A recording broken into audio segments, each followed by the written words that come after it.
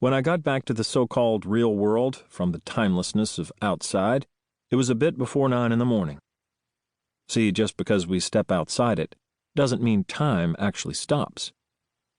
I think it's something to do with us earthbound angels wearing mortal bodies. As soon as we step back through the zipper, we catch up with the difference between outside and the real world. In this case, a couple of hours or so. I'm not really a morning guy, but the thought of crawling back into bed to dream about Kaz again depressed me, so I headed across the waterfront to Oyster Bill's, a bar that serves food, sort of. I have a soft spot for the place, and I've been going there as long as I can remember, which I suppose proves I have more loyalty than sense.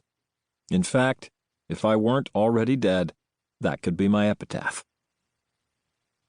I was polishing off the last of the starch and grease mélange Bill mischievously refers to as breakfast, when an old rummy wandered in from the street and started making his way down the counter, discreetly panhandling, because Bill doesn't like begging in his bar.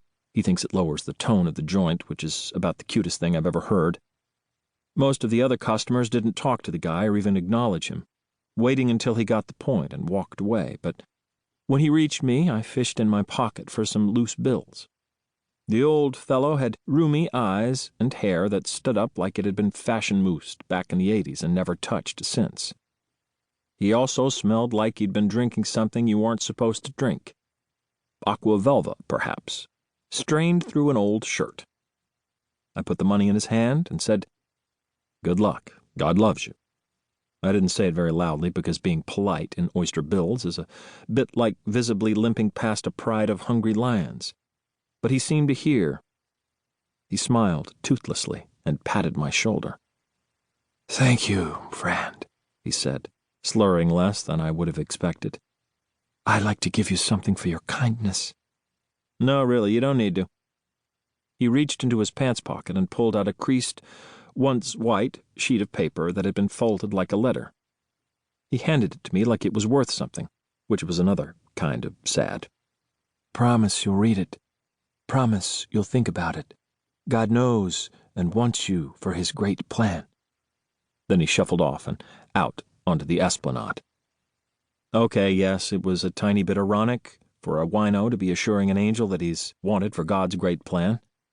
I glanced at the piece of paper, but it seemed to be more political than religious.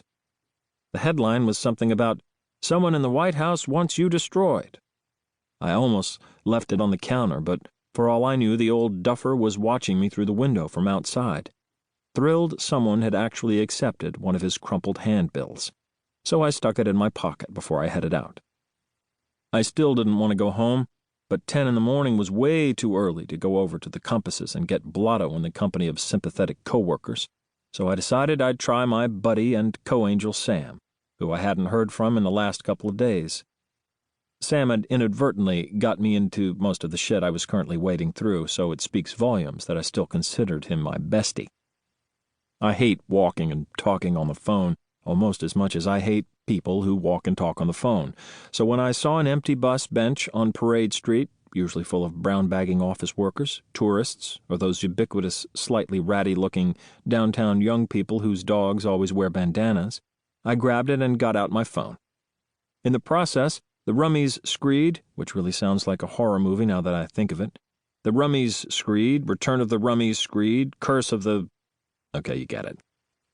Fell out of my pocket, so as I listened to Sam's phone ringing on the other end, I looked it over again. There wasn't actually a whole lot on it. At the top, in big blocky handwritten letters, it said, "Someone in the White House wants to destroy you," with a picture of the building in question floating in the clouds. Then it said, "You have enemies. Don't you want to know about them? They know about you." Beneath that was the mandatory Bible quote found in so much of your finest crazy person literature. Ecclesiastes, chapter 9, verse 12. "For man also knoweth not his time, as the fishes that are taken in an evil net, and as the birds that are caught in the snare. So are the sons of men snared in an evil time, when it falleth suddenly upon them."